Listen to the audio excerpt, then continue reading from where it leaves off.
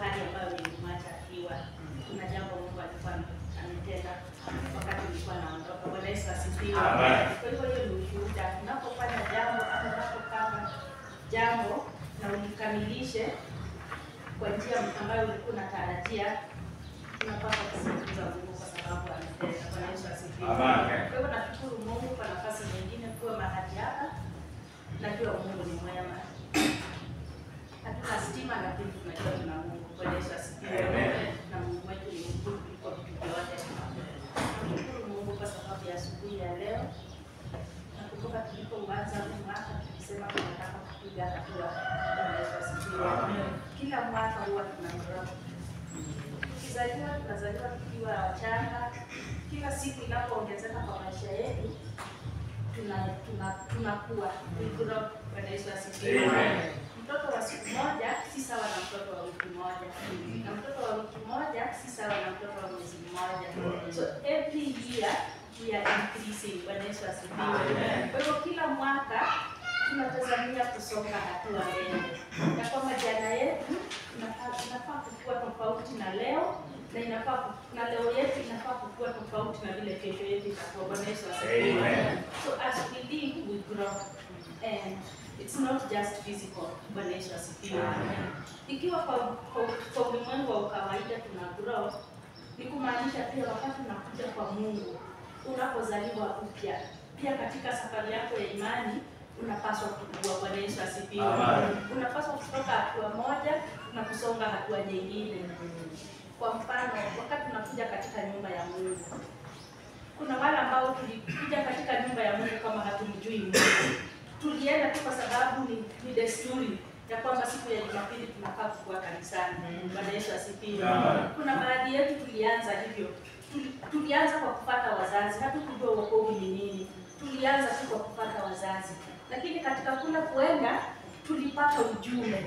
Na huo ujumbe ukaguza roho zetu. Na ukatubadilisha, tukasema haja kumbe ninaweza badilika, naweza kuwa na maisha tofauti. Na hapo tukamwamini Kristo. Hapo wengi wetu tulizaliwa upya kwa sababu ya kuingia katika nyumba ya Mungu. Bwana Yesu asifiwe. Kuna baadhi yetu ambao kuna mtu aliwazungumzia. Walikuwa tu katika shughuli zao za kawaida wakitembea, na mtu akaanza kumwongelesha kumhusu Mungu. Na kupitia kwa huko kuwitnessiwa, akaona kuna ujumbe, kuna maisha tofauti ambayo ninaweza kuyaishi. Akamwamini Kristo na akaanza safari ya imani. Kwa hivyo kila mmoja wetu kuna vile alikuwa anakutana na Mungu. Bwana Yesu asifiwe.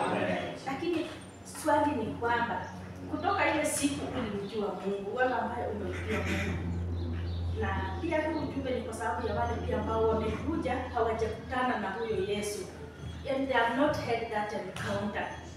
Wanamsikia Yesu lakini wao wenyewe hawajakutana naye wakajua huyu Yesu ni nani. Bado ujumbe ni wako. Na kwamba wewe ambaye umekuja haujamjua Kristo, ni kitu gani kinafanyika kwa maisha yako ambacho kitakuacha ukiwa tofauti? Na wewe ambaye ulianza safari ya imani, kutoka hiyo siku uliamini, how is your journey? Bwana Yesu asifiwe. Safari yako iko namna gani? Are you still vile ulianza ama kuna kitu tofauti kimefanyika katika maisha yako?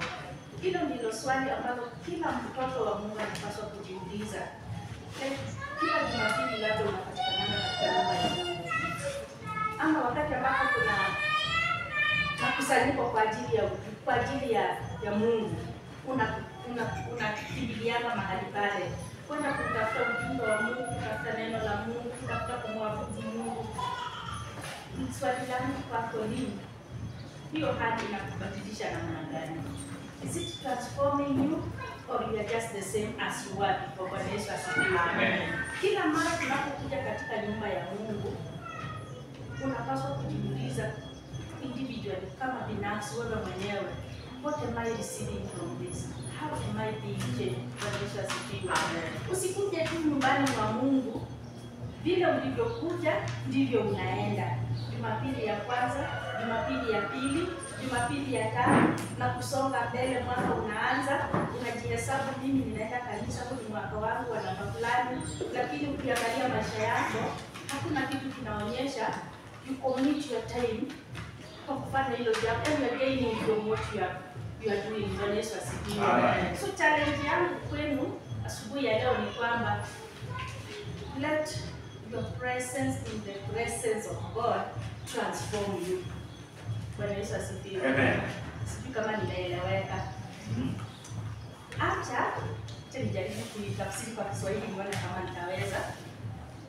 Wacha kuja kwako katika uwepo wa Mungu ukugeuze, kufanya uwe mtu tofauti. Bwana Yesu asifiwe. Amen. Na si tu tofauti kwa ubaya, tofauti kwa mfano wa Kristo. Bwana Yesu asifiwe. Amen. Maana unajiita ni nani?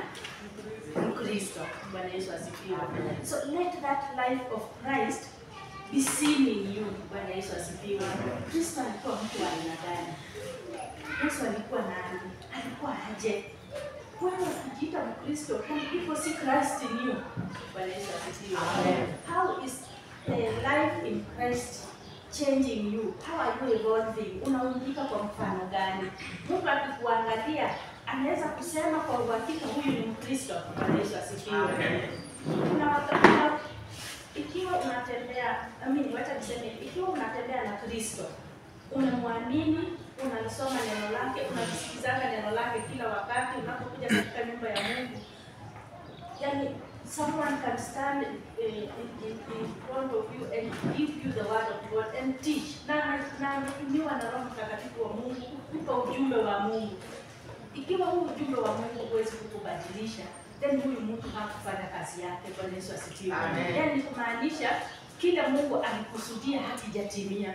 Because every time someone teaches, it is because unataka uelimike, si ndio? Kwa mfano mtoto anapoenda shuleni, si tunaanza chekechea huko chini. Mtoto wa chekechea na mtoto wa class 1 si kuna tofauti. Kuna maanisha huyu mtoto kuna ufahamu fulani ambao umeingia ndani mwake ambao huyu mdogo hajaupokea. So me, I want to encourage and to challenge each one of us that every time we appear in the presence of God, let our lives be transformed. Bwana Yesu asifiwe. Tusibaki tu wale to the point that mtu akikuangalia hajui wewe ni Mkristo ama hajui wewe si Mkristo. They see you going to church but they can't make any difference out of your life. Bwana Yesu asifiwe. Tusibaki jambo kama hilo katika maisha yako. If at all unajua wewe unamjua Yesu na unatembea katika njia za Yesu, let your life reflect Christ. Bwana Yesu asifiwe. Maisha yako yaonyeshe Kristo ndani mwako.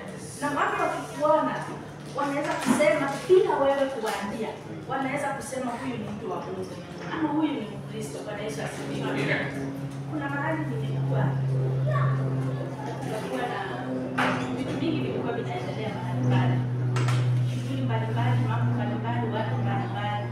So watu walikuwa wanaongea mambo mengi, yani they were talking politics, yani vitu vingi tu. But nikashinda nikajikuta niko hapa lakini nashinda niseme nini, because kila wanaongea ninaona kama sina cha kusema kuyahusu. So what I did, I was just quiet. Nilikuwa tu nimenyamaza nasikiza. Sometimes ninacheka, sometimes ninasmile, saa zingine ninashindwa cha kusema na nasema tu. Sasa mwisho walipotoka mahali pale tukaenda, nikapata na mtu mmoja akaniambia, "Wewe umeokoka?" Nikamwambia, "Kwa nini unasema hivyo?" Akasema, "Hapana, wewe umeokoka." Nikamuuliza, "Mbona unasema nimeokoka?" Akasema, "Nimeona tu vile unakaa." Nikasema, "Mimi ni Mkristo." So nikajiambia kwa roho yangu, I'm saying this out of humility. Si kusema kwamba mimi ni mzuri ama mimi ni Mkristo sana kuliko watu wengine, but it humbled me. Ilininyenyekeza kujua kwamba kumbe people are reading us. Na sometimes unaweza kumisbehave mahali. Na ukute uko mahali pengine unasema mimi nimeokoka na mpenda Yesu, then people are wondering. Na sisi tulimuona akiparticipate kwa mazungumzo fulani. So nilikuwa nasema tu mshuhuda kwa encourage tu ya kwamba wacha huwezi kujua kwamba wewe ndio Biblia yenye watu wanasoma. Bwana Yesu asifiwe. Maybe you are the one, kuna mtu hajawahi kusoma Biblia, ajui Kristo ni nini, but they can observe you. Na wanaweza kuwa wanakuangaliana tu vile unaenda, vile unafanya mambo zako, then in the end wanaweza kusema Wakristo wanakaa hivi, then hata mimi naweza tamani kuokoka. Kwa sababu you are the Bible they have read. Bwana Yesu asifiwe. So wakati wanakuja kuokoka na wanaanza kusoma Biblia, wanaona kumbe kile huyu alikuwa anakaa kiko hapa kwa maandiko. Kumbe huyu bila alikuwa anaenenda, it is here in the word of God. So we are the written word of God, the living word of God. We walk their flesh and blood, but people can read us. Bwana Yesu asifiwe. Unajua tunasoma kuhusu mitume, tunasoma in the episodes. Tunasoma vitabu za mitume. Mtume Paulo, Mtume Petro, you see they were apostles. Hao ndio walituletea ujumbe wa Kristo. They wrote the word of God. But what is written there, it's about Christ and their lives. Unajua Biblia inasoma kwa matendo ya mitume kwa mfano. Matendo ya mitume inahusu mitume. Mitume ni hao apostles, wale wanafunzi wa Yesu. So Biblia inapoongea kuhusu matendo ya mitume, it is the acts. Bwana Yesu asifiwe. I hope I'm being understood. The acts, matendo ya mitume. Mitume wa people walikuwa ni wanadamu. Bwana Yesu asifiwe. Walikuwa ni Petro, walikuwa ni Yohana, walikuwa ni Yakobo, walikuwa ni hao wote. Sisi tunawasoma. Wale walikuwa wanafunzi wa Yesu. Hao ndio walikuwa nini? Mitume. They were the apostles. Now what they did was written in the acts of the apostles. Bwana Yesu asifiwe. So when we read about mitume, the Acts of Apostles iko kwa maandiko. Si ni kweli? Si kuna kitabu cha matendo ya mitume. Hao mitume walikuwa ni wanadamu. Ni wale walitembea na Kristo. What they did were their actions. Bwana Yesu asifiwe. So haya matendo yao yalikuwa extraordinary. And that's why they are in the word of God. So when we read about the Acts of the Apostles, vile Petro alikuja kutoka kiwete katika lango la kanisa na akamwamrisha kile fedha na dhahabu sina, lakini kile niko nacho ninakupatia, kwa jina la Yesu inuka na utembee. That is an action Peter did. Bwana Yesu asifiwe. Mitume wa Kristo walitenda, Petro alitenda. Now it is written there for our learning. Bwana Yesu asifiwe. Iko katika maandiko because that's what they did. Na kwa sababu hakuna Biblia nyingine inaandikwa tena, we already have the written word of God. Now you that is alive, you have to live in a way that people can read you. You may not be written down, but people can read about you. Bwana Yesu asifiwe. And people can see Christ in your life. Bwana Yesu asifiwe. So that's why we now encourage. This is just an encouragement. See, unajua mimi ni mwalimu, sijakuja na Biblia. Lakini nataka tupitiane moyo. Bwana Yesu asifiwe. We can encourage one another in the word of God. And in the ways of God. Na nataka nimshukuru Mungu kwa sababu our God is real. Bwana Yesu asifiwe. Our God is alive. Bwana Yesu asifiwe. Unajua kuna mtumishi wa Mungu katika maandiko anaitwa Ayubu, alisema nimekuwa nikikusikia kwa masikio, lakini sasa nimekuona kwa macho yangu. You can experience God for yourself. Bwana Yesu asifiwe. Unaweza kukutana na Mungu wewe mwenyewe na ukamjua Mungu kuliko vile ulikuwa ukisikia kuhusu Mungu. Bwana Yesu asifiwe. Something had happened to you ambayo imemhusu Mungu. Yaani wewe mwenyewe kwa akili zako ukifikiria unaona hii kwa kawaida hii jambo halingetendeka. Hili ni mgharimu Mungu. That's how God reveals himself. Bwana Yesu asifiwe. So you may expect to see something big, something humongous, but God walks with us like a parent. Mzazi anaongea na mtoto akimguide step by step. Bwana Yesu asifiwe. So that's how God works with us. We experience God in our everyday life. Na tunaweza kukutana na Mungu na kuwa mgonjwa, ukasikia tu kama hutaweza. Yaani unakuta msikia umekuja ndani mwako, ukafanya lile jambo huko unaweza, and then at the end of the day unasikia uko sawa. Then unajiambia, nilikuwa mgonjwa na sasa nasikia niko sawa. It was the hand of God. Bwana Yesu asifiwe. A few people will see God in that situation. Wengine wanasema, ni kawaida tu nilikuwa mgonjwa sasa nasikia niko sawa. But you who is sensitive, you will know this has been the hand of God. Bwana Yesu asifiwe. So nataka tu kuwatia moyo ya kwamba no whom you have believed. Bwana Yesu asifiwe. Umemwamini Mungu, unasikianga kumhusu Mungu, kuwa na hiyo kiu ndani mwako. Kama huyu Mungu, watu husema Mungu ni nani? Yeah, have that desire in your heart.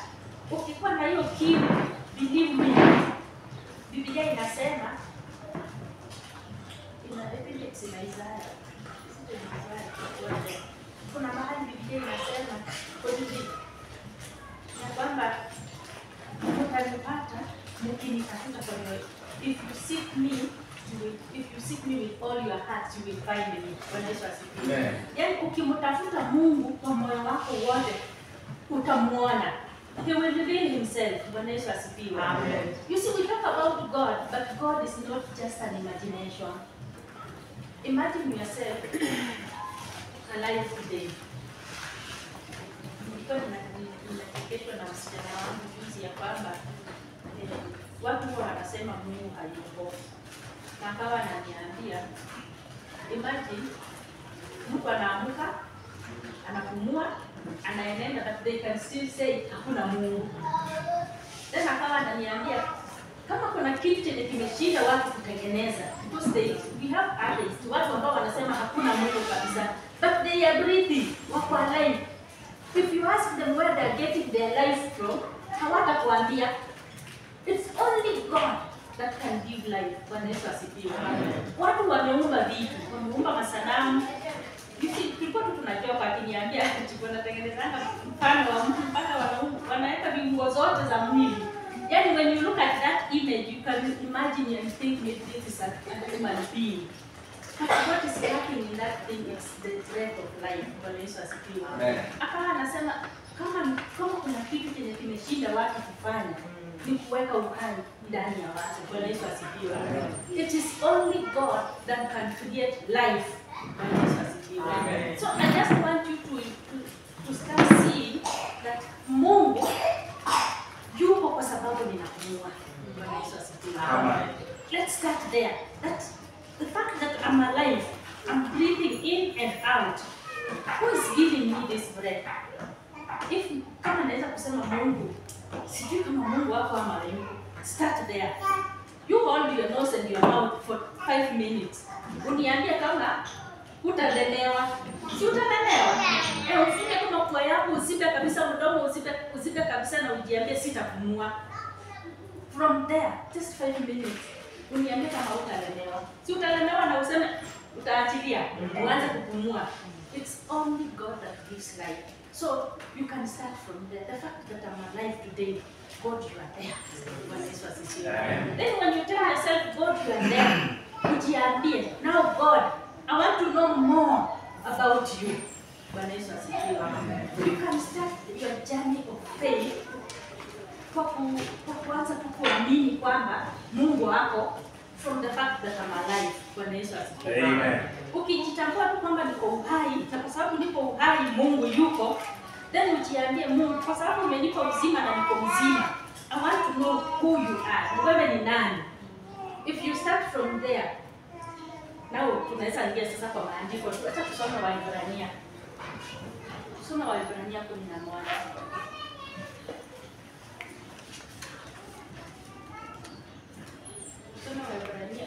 Okay, mtu ukipata nafasi utaisoma Waebrania 11 yote, lakini nataka tu tuangalie mstari mmoja verse 6.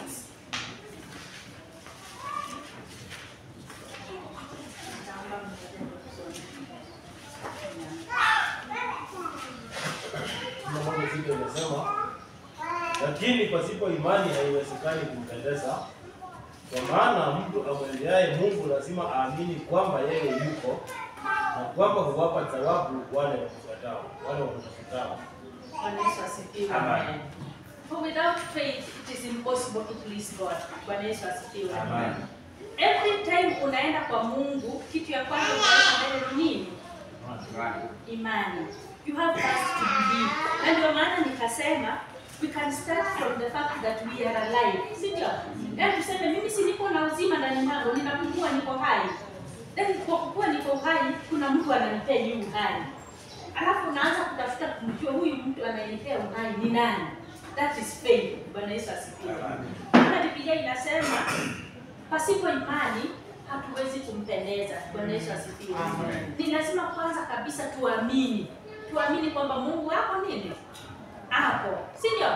We have first to believe that God is there. And I've told you, if you have been thinking that there is no God, for the fact that you are alive, believe now that God is there. Bwana Yesu asifiwe. Ya kwamba Mungu ndiye ananipeanga uzima, na kwa sababu huyu Mungu ananipeanga uzima yuko. Now I want to start this journey of believing this God. Bwana Yesu asifiwe. Because unapolala unaamkanga ukiamini ya kwamba nitaishi kesho. That is faith. But you are believing in something you don't know. Now have a desire to believe in someone you now know who it is. Bwana Yesu asifiwe. Kuna Mungu. Na sasa kwa sababu Mungu yuko, anza safari yako ya kumjua Mungu kwa imani. Bwana Yesu asifiwe. Without faith, you cannot please God. There is only one way you can do the will of God. Bwana Yesu asifiwe. Only one way. Kuna watu wengi wanaulizana mapenzi ya Mungu ni nini? Mimi sijui mapenzi ya Mungu, mimi sijui. Yaani kujua mapenzi ya Mungu ni kumwamini Mungu. Bwana Yesu asifiwe. The word of God is alive.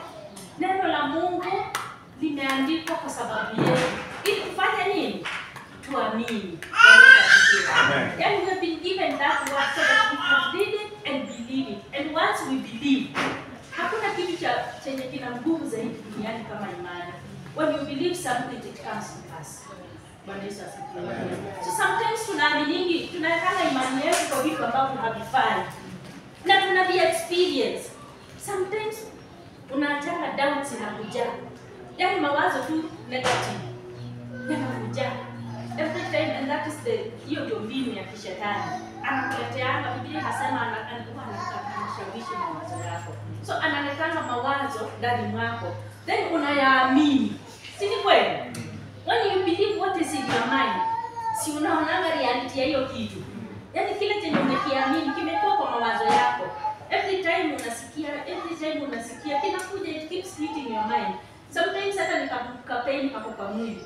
Na shetani anakuambia hii ni shida kubwa, hii shida, hii ugonjwa, hii kitu itakuwa kubwa. Hii kitu si rahisi. You keep believing it. You see something negative. You keep believing it. Na inaendelea ikipanuka. Hiyo shida inaendelea ikikuwa kubwa. What you believe is what manifest. Bwana Yesu asifiwe. Yaani kile unaamini ndicho kitaonekana. So why don't we put our faith in the right thing, which is God? Bwana Yesu asifiwe.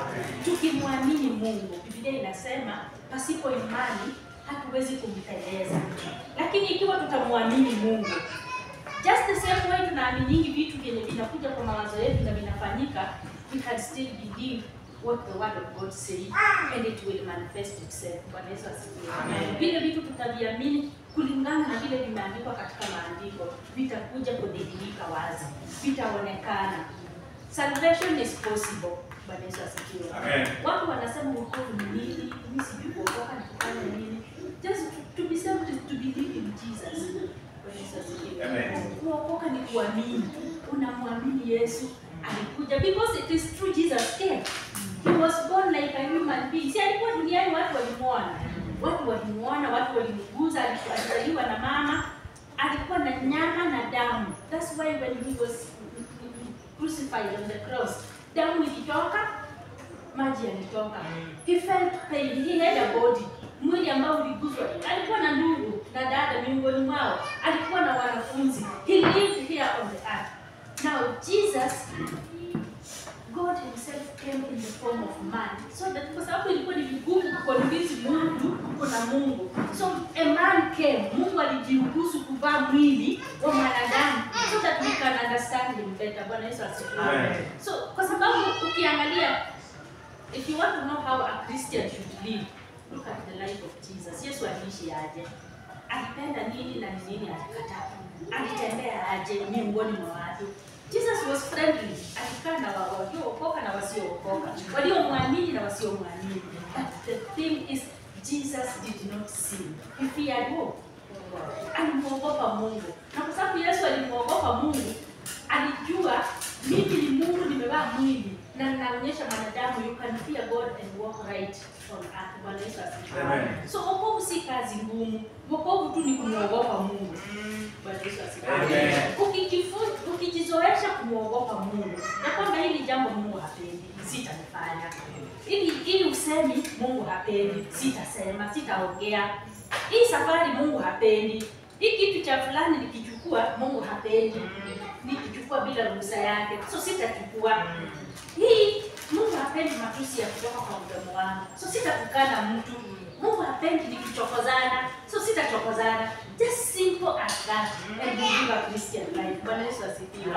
Wokovu si kazi ngumu. Wokovu si safari ngumu. It's only that you learn to go. To fear who? To fear God. Bwana Yesu asifiwe. Ukijizoesha tu kumwogopa Mungu, utaishi maisha ya wokovu. Utaishi safari ya wokovu, utampendeza Mungu kwa vyovyote vile. Yaani mimi hujiambia the only thing that can save me kuishi maisha yangu ya Kikristo ni kwamba unajua kuna watu wanapenda kuintimidate wengine. Yaani kuna watu wanapenda ndio wanaita kwa Kiswahili. Yaani anakuchokoza tu, anakufanya yani ujihisi hufai. So nilikuwa nikijiambia kuna mtu atakuja tu na anataka kukumanipulate, kukuchanganya tu. Kitu pekee ambacho kinaweza kukusave, always have God mind. Ujiulize tu, yaani mawazo yako yawe na kiasi. Kila mara tu unajiuliza, sasa Mungu hii hali, yaani ni kama una shida ukiwasiliana na Mungu. Unajiuliza, Mungu sasa kwa hili ingekuwa ni wewe ungefanya aje? Sasa hapa nifanye aje? In that way, hautaogopa watu. Mtu pekee utaogopa ni nani? Ni Mungu. And when you learn to fear God, believe me, no man will intimidate you. Because there is a higher power behind you. Unamuogopa nani? Mungu. Na kwa sababu unamuogopa Mungu, people can come and manipulate you and intimidate you. Na wakubuli, watake submit kwa mambo zao, but you stand as God would stand in that situation. God is almighty, God is powerful, God is strong. So unaenda in God's strength na unaambia mtu hii kitu sifanyi. As long as it is not godly, unamwambia hii kitu sifanyi na hutanichanganya otherwise. And believe me, when you stand for God, God will stand for you. Bwana Yesu asifiwe. Ukisimama upande wa Mungu, Mungu atakusimamia. Atafanya njia. Watu wanakuintimidate, they are also under the power of God. Bwana Yesu asifiwe. Mtu ambaye anakuchokoza pia yeye ako chini ya mamlaka ya Mungu. So hautaintimidatiwa na mtu kwa sababu anaona mimi ako na pesa mingi. Biblia inasema Psalms 24, dunia na vitu vyote vinavyojaza ni vya nani? Ni vya Mungu. So even with the money that people have and they think they can intimidate you with their riches and wealth, it all belongs to God. Na Mungu hajaruhusu kuwe nayo na sababu. Hajataka wewe kuwe nayo na sababu. But you have him, the honor of all things. Bwana Yesu asifiwe. Na siku nimeshawishika tena kwa ujumbe. Nilikuwa nasikiza mahali mtumishi wa Mungu alikuwa anaongea kuhusu the prodigal son. Yeye alitaka kumiliki. Lakini kwa ufalme wa Mungu sisi ni stewards. Bwana Yesu asifiwe. Yaani we have access. Steward anaweza kuuza kila kitu. Yaani wewe vitu vyote viko kwa maeneo yako, si yako. Lakini unaambiwa unaweza tumia anything you want. Everything you want. But don't possess it. Yaani usimiliki, si zako. Kama umewekwa yaani wewe umewekwa mlinzi. Tuseme kwa mfano mtu umetoka unaenda safari na umeleta mtu kulindia boma. Na umemwambia zote zilizokuwa hapo ziko chini yako, unaweza kutumia. Lakini uhakikishe kila kitu kiko sawa, kimilio kiko sawa. Lakini ukitaka maji unaweza kutumia, ukitaka kuchemsha unaweza kuchemsha, ukitaka anything you want to eat ziko hapa. Unaweza kufanya nini? Unaweza kula, unaweza kutumia. You see, huyu mtu hivi vitu si vyake, si kweli? Hajamiliki, si ndio? Lakini ako na access. Imagine anaweza ishi kama mfalme. Hata unaweza mwambia ukitaka kulalia hii kitanda yangu, uko free kukilalia. Ukitaka kujifunika the best blanket, only that itunze. Hakikisha ni safi, hakikisha kitanda ni safi, malazi ni safi, hakikisha kila kitu kiko in order, that you can use everything and anything you want from this home. Imagine that's how we are in the kingdom of God. We are not owners. Bwana Yesu asifiwe. Hatumiliki, vitu vyote ni vya nani? Ni vya Mungu. Lakini ametupa access. Yaani tunaweza kuuza everything. So ukiona mtu anajivuna juu ya mali ama anajivuna juu ya pesa, now that person is possessing. Bwana Yesu asifiwe. Ni mwizi. Juu anamiliki yenye si yake. Bwana Yesu asifiwe. Imagine Mungu ametupa mamlaka. Biblia inasema we have been given dominion. Dominion is we dominate. Bwana Yesu asifiwe. We have dominion in Christ. When we know our rights in God, our rights in Christ. Biblia inasema Yesu ni mzaliwa wetu wa kwanza na tunashiriki urithi pamoja na yeye. So sisi ni warithi. Vitu vyote vya dunia ni vyetu. So I don't get into me. I don't need to have a lot of money. All I need is success. Nikitaka kwenda mahali, as long as there is a means to get me from where I am to where I want to go. That's God. Hiyo ni Mungu ananitendea. Si nimeenda. Okay. Mimi ni sina gari, lakini kuna Mungu ako na gari. Sisi wote tunaenda Tao. Mimi nimeingia matatu nimefika Tao. Yeye ameipanda gari yake amefika Tao. Sisi wote tuko wapi? Tuko Tao. If we get the mindset ya kupossess vitu. Siongei kuhusu kukosa kukua na vitu. Hapana, lakini naeleweka. Hivi vitu vyote ni vya Baba yetu. We have been given access. Akitaka ukuwe na magari hata 10, kuwa nayo kwa sababu ametaka. But remember, they are gods. Ni kwa ajili ya kulitumikia, kwa ajili ya kumpa nani? Mungu utukufu. Ikiwa atakuruhusu kuwe na magari 10, hayo magari ni ya Mungu. Na anataka yamtukuze nani? Mungu. Ikiwa atakuruhusu kuwe na pesa mingi, hizo pesa si zako. Amekuruhusu tu ukuwe nazo. The thing is, that money should bring glory to who? To God. So you who has things, they are not yours. Jua tu kutoka leo kwamba however much you own, however much is in your custody, they are not yours. They belong to God. And God who has allowed you to have them, He wants you to use them for His glory. And if you don't have it because God knows why He has withheld. Hataki kuwe nao kwa sababu anajua atakutumia vile ulivyo na utampa nini? Utukufu. So Mungu akijua ukikuwa na nguo moja haumpi utukufu, believe me, God has a way of making you get another one, an extra dress. Bwana Yesu asifiwe. Mungu akijua kila kitu chenye huyu mtoto wangu akonacho hakinipi utukufu, there is a way God will make it possible for you to give Him glory. Bwana Yesu asifiwe. Unajua kuna utajiri mkubwa katika Kristo. Utajiri si wa vitu vinavyoonekana kwa macho.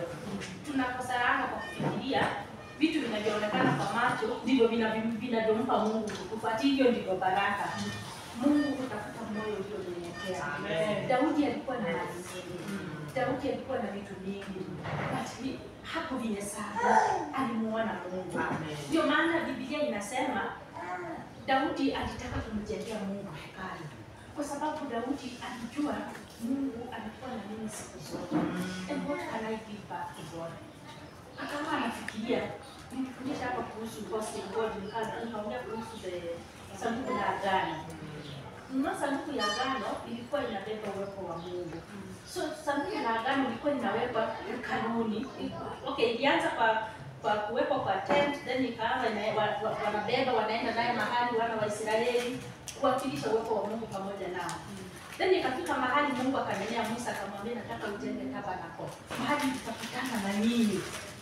Okay, hii ni ujumbe wa siku nyingine. But wakati hekalu ilikuja mpaka ikajengwa hekalu ile, sasa Daudi alitaka kumjengea Mungu kanisa. Na Mungu akamwambia, unajua Daudi alitaka kujengea Mungu kanisa kwa sababu gani? Daudi aliona Mungu anakuwa pamoja naye. Siku zote wameenda vitani. Mungu amempa ushindi dhidi ya maadui wa Israeli. Maana Israeli ilichaguliwa na Mungu. Na watu wote walikuwa against. Wao ambao wamechaguliwa na Mungu kila mtu atakuchukia. Israeli ilichukiwa. Na kila mara Israeli ilikuwa inapigwa na maadui. Naye Mungu akawa ameteua Daudi akiwa mfalme, alikuwa anaongoza wana wa Israeli kupigana vita dhidi ya maadui wao, na Mungu alikuwa anampa ushindi. So every time walikuwa wanapata ushindi, yule wa Daudi alikuwa ananyenyekea. anajiambia ni nini nitampa Mungu. Ndio maana Biblia inasema Daudi aliandika nyimbo, aliandika sifa, alimtukuza Mungu kwa vyovyote vile. Then came a point akasema, now watu wa Mungu hautakuwa unatembea wanabeba kutoka hapa wanapeleka pale. I want to build God a beautiful temple.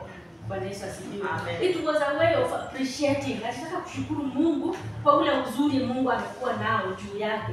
Lakini neno la Mungu linasema, Mungu aliambia Daudi, mikono yako imejaa damu kwa sababu umekuwa mseme kama umekuwa kama mwanajeshi mkuu. Umeongoza watu vitani na watu umepigana vita kwa ajili ya watu wako, ushindi ukapatikana. Kwa sababu ya hivyo vita, damu imemwagika nyingi.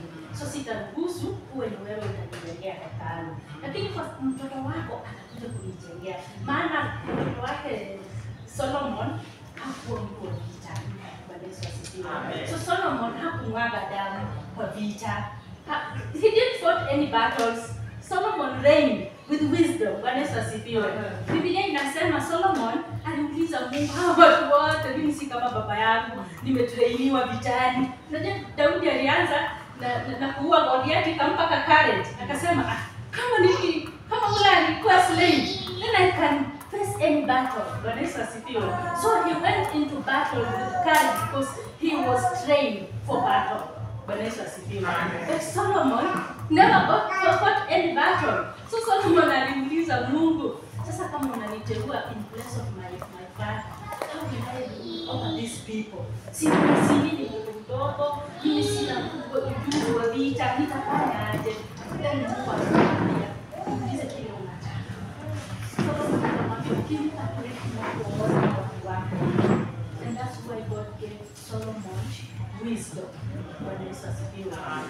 Na nataka kuwa challenge kidogo. Unajua Biblia inasema the first time Solomon alidemonstrate the wisdom of God ni wakati aliletewa watoto wawili, wenye mmoja alikuwa amekufa na mwingine alikuwa hai, na akaambiwa ajudge between the two ni nani mama wa hawa watoto.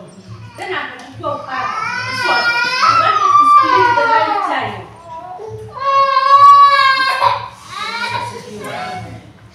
Solomon alitaka kugawa huyu mtoto mwenye alikuwa hai with the sword. Na nataka tu niwaambie, the sword is the word of God. Amen. Yes, tulijifunza kuhusu silaha. Na tunasema upanga ni neno. Si ni kweli? Tulijifunza hiyo jambo. The sword of the spirit is the word of God. So Solomon was using the word of God. And that's the wisdom. If you're really looking for the wisdom, go to the word of God. You will find the wisdom you need. If you really want that wisdom, go to the word of God. You will find the wisdom that you need. The word of God will give you way. It will give you direction. Amen. So,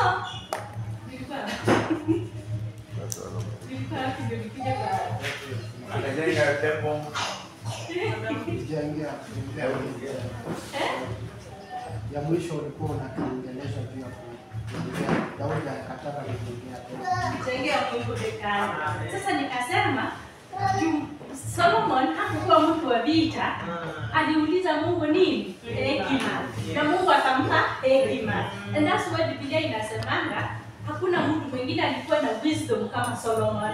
Kwa sababu Solomon alinyenyekea, akaambia Mungu nipatie wisdom, jinsi nitakavyoelewa. So when Solomon was being led by the word of God, kwa sababu sasa alimtegemea Mungu, alitegemea ufahamu unaotoka kwa Mungu ndio ukamwezesha kuishi. Kwa sababu ya hiyo hali, Solomon ndiye alikuja akajengea sasa Mungu hekalu. The temple, hata inaitwa the temple of Solomon. Kuna kitabu kwa maandiko pale wengine utapata the temple of Solomon. Kwa sababu hiyo ni hali ilikuwa sasa ndio itabeba, hapo ndio sasa watu wa Mungu watakusanyika. Na hiyo kanisa ukiangalia hiyo temple of Solomon ilikuwa na courts, ilikuwa tu kama hii yetu. Ilikuwa imetengenezwa in a way, kulikuwa na the outer court ambao kila mtu angeingia mahali pale. Mtu yeyote angeingia, both Gentiles and Jews, wote wangeingia mahali pale. So ilikuwa inaenda ikiingia kwa viwango. Sehemu ya pili ilikuwa ni mahali kama kuhani, ilikuwa ni we had the outer court and the inner court and the innermost court. And the outer court, the holy place and the holy of holies. ilikuwa na maeneo tatu. Now the Holy of Holies, hapo hakuna kuhani mwingine alikuwa anaingia. Ilikuwa tu kuhani mmoja, Haruni. Na angeingia tu mahali pale mara moja tu peke yake kwa mwaka. Hapo anaingia siku nyingine yoyote. Angeingia tu mahali pale kwenda kutoa dhabihu kwa ajili yake na kwa ajili ya watu. Mara moja tu peke yake kwa mwaka. Bwana Yesu asifiwe. Amen. Hapa Holy Place ilikuwa ni sehemu ya makuhani. Makuhani walikuwa wanafanya kazi ya hekalu kwa Mungu. Na nilifundisha siku nyingine hapa nikasema sisi ni makuhani wa Yesu. Sivyo? Sisi ni makuhani wa Mungu. So we have to serve in the temple. And the temple is not just this house. Temple ya Mungu, Biblia inasema mili yetu imefanyika hekalu ya Mungu. Bwana Yesu asifiwe. So we now serve in God's temple by taking care of this body. Bwana Yesu asifiwe. This is now the temple of the Holy Spirit. Bwana Yesu asifiwe. This is now what the ark of the covenant. That is where God dwells. We carry God in our lives. Tunambeba Mungu kupitia Yesu Kristo. Bwana Yesu asifiwe. Wakati Yesu yuko ndani mwetu tumembeba Mungu. Sasa sisi ndio wale ile hekalu. So we can either meet God in the Holy of Holies. We can meet God in the Holy of Holies. There is no more curtain. Hiyo ukuta ambao unazuia ni kuhani mmoja tu peke yake angeingia mahali pale na kuhani alikuwa anaishi maisha ya kujitakasa. Hangepatikana ndani. Kwa sababu ungeingia mahali pale kama Mungu hatakubali dhabihu yako na kufa mahali pale. That's why no one else could enter there. Now, Biblia inasema wakati Yesu alikufa, pazia iliyokuwa inagawa hiyo hekalu ikapasuka. Iligawanyika. Now the entry was free for everyone. Everyone that wants to meet God in the Holy of Holies. And we walk with that. Tunatembeana na Mungu hatua kwa hatua. Kuna mahali tunaanzana tukiwa katika outer court. Hiyo eneo la nje where everyone else can come and you just go to church. Then you keep growing. Ndio maana nilipoanza kuwatia moyo, nilianza kwa kusema we want to grow. Bwana Yesu asifiwe. Tunataka tutoe katika ile kawaida. Tutoke katika ule ukawaida wa kwenda kanisani. Na tuanze kutafuta kujua huyu Mungu ni nani. Na katika kumtafuta kumjua Mungu, tutamjua kwa sababu Biblia inasema mkinitafuta kwa mioyo yenu yote mtanijua. Na kitabu ambacho tumesoma kwa Waebrania 11:6 hapo mwisho inasema Mungu huwapa thawabu wanaomtafutao. Kwa Kizungu inasema God is a rewarder of those who diligently seek Him. Bwana Yesu asifiwe. Ukimtafuta Mungu kwa bidii, He will reward you. Do you know the reward God will give you? He will reveal Himself. Bwana Yesu asifiwe. Now God will come in full to you. Atakuwa sasa utajua utabahatisha Mungu tena. Sasa hapo ndio Mungu wakati unamtafuta Mungu kutoka kwa ule ukawaida ukaanza kutembea na Mungu katika viwango vya kumtafuta kumjua, unaendelea kugrow. It's like mtoto mwenye alianza chekechea, akakuja primary school, akakuja secondary school, akaenda university. Now these people graduate, yani sasa ni professors, ni watu wenye sasa wana ufahamu mkubwa. You would compare ufahamu wa doctor na ufahamu wa mtoto wa chekechea. Bwana Yesu asifiwe. Na huyu mtu amesoma sasa amequalify kwa vitu vingi. That's how we grow with God. We start from childhood, tunaendelea tukisoma na Mungu viwango kwa viwango. And that's why naongea wakati ambapo nasema sisi ni hekalu la Mungu. Katika hii hekalu kuna wale watu wa kutulia. Mahali ambapo wanakutananga tu, makabila zote zinakutana. Kuna wale wameingia katika eneo la ndani ambao ni holy place. Wamejitakasa, wamejitenga na dhambi na wanatumika kwa Mungu. Lakini kuna wale ambao wameenda hatua nyingine na Mungu. Sasa hao ndio wale Mungu anafunua siri zao kwake. Kuna watu ambao wanaweza kuongelesha direct. Yaani hata kama ninaeleweka. Kuna watu ambao wamefika na Mungu wako ambao Mungu amewapa mipangilio yake juu ya mwanadamu. Anaweza kumwambia nataka tuseme kwa mfano kuna watu ambao ambao Mungu anaweza mwambia nimekupea hii eneo lote. Kila mtu ambaye ako hapa chini ya mamlaka yako. Wewe utajua kama ni nani ataokoka na ni nani. This person has walked with God. Ndio Mungu amekunulia siri za maeneo kama hapa. Amwambia hawa watu ni watu wa aina fulani. Yaani it's like zile siri ambazo zimefichika sana. Sasa Mungu anaanza kuzifunua kwa mtu an individual. This person si mtu mwenye ameokoka na kuchukulia vitu kwa kawaida. Huyu mtu ametembea na Mungu. Amejua kumtafuta Mungu kufanya nini. Biblia inasema ni Psalms 91. Wakati ambapo tunatafuta Mungu nitaomba tusomee huo mstari mmoja alafu nimalize na hapo.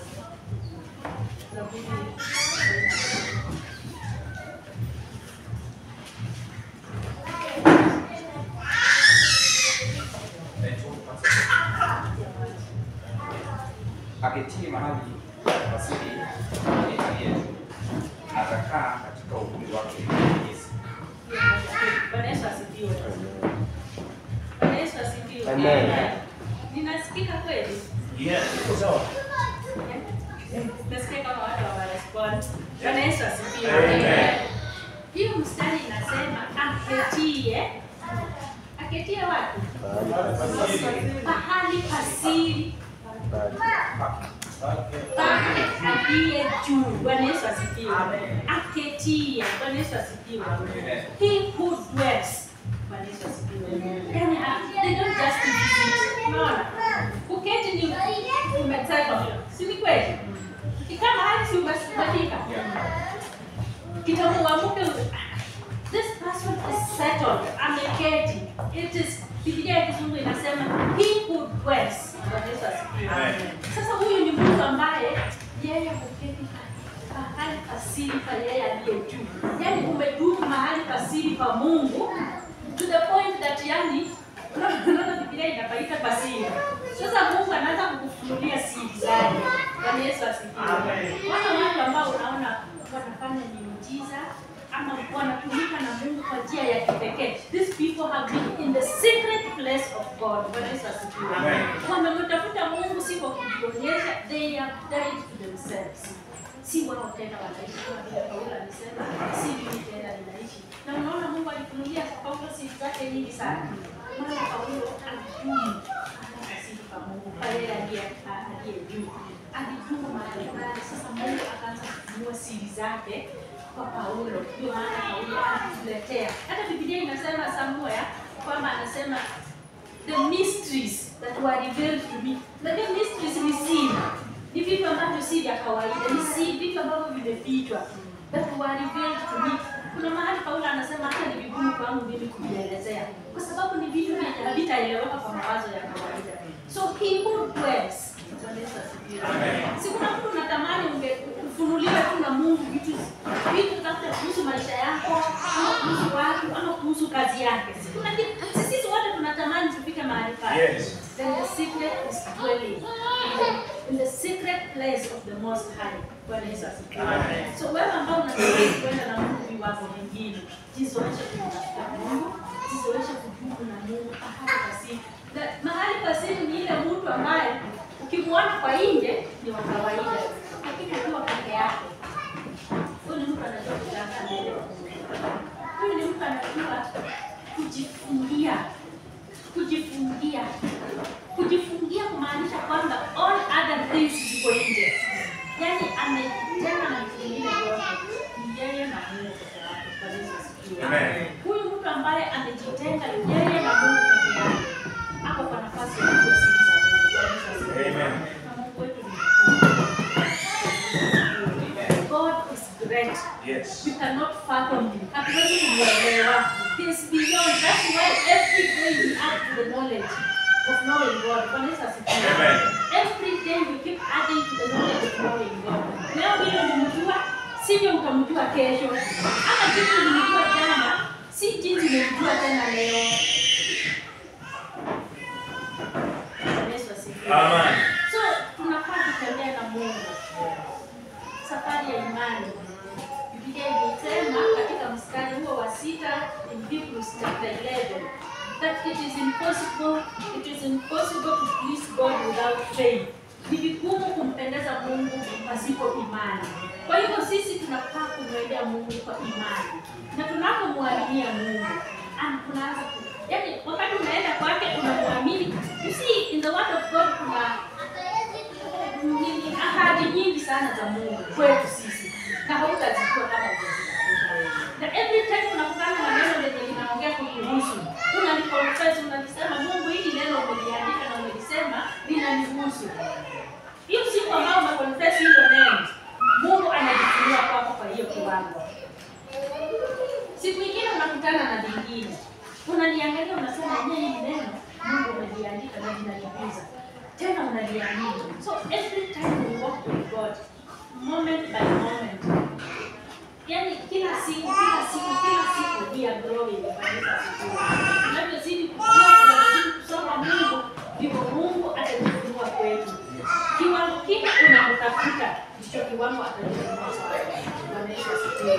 Kama unatamani kuona Mungu kwa viwango vikubwa, pia kuna gharama yako ni Biblia inasema yeye huwapa thawabu kwa mtafutao. Yesu asifiwe. Na thawabu nimesema thawabu ya Mungu kwa mtafutao ni yeye kujifunua kwao. Na kama vile nilianza kwa kusema, dunia na vyote vijazavyo ni vya Mungu. So Mungu kwa hivyo unapozidi kumtafuta na kiwango atakupa. Kuna kiwango atakwambia hii ni miliki yako. Kwa sababu sasa tuko ndani mwake. Yesu asifiwe. Ataanza kugawia miliki zetu ndani mwake. That's why we will never be the same in the faith life. Hatutakuwa na viwango same. Ni sawa na katika darasa. Kila mmoja anaonekana ufahamu tofauti. Sisi watu tunataka mitihani tunagrediwa. Tunataka na namba 1 tunataka na wangu. Basi we are graded. Kulingana na viwango ambavyo tunatembea na Mungu, ndivyo viwango Mungu anajifunua kwetu. Ndivyo viwango Mungu anatubariki. Bwana Yesu asifiwe. Amen. Ndivyo unaweza kutubariki.